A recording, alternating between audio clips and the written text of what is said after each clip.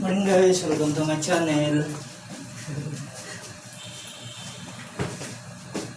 Okay guys, mga itong trabaho guys. Ayo ah.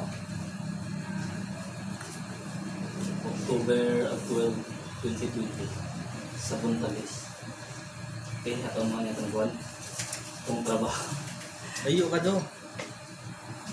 Okay, itong mga guys. Morning sa October 12, 2020.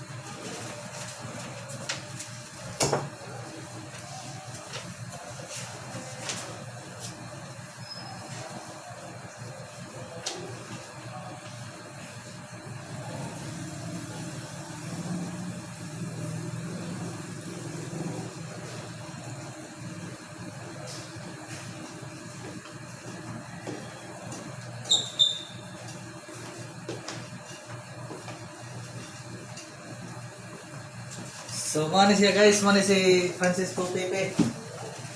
Alang sa kalambuan. Ang atong spokesperson sa talong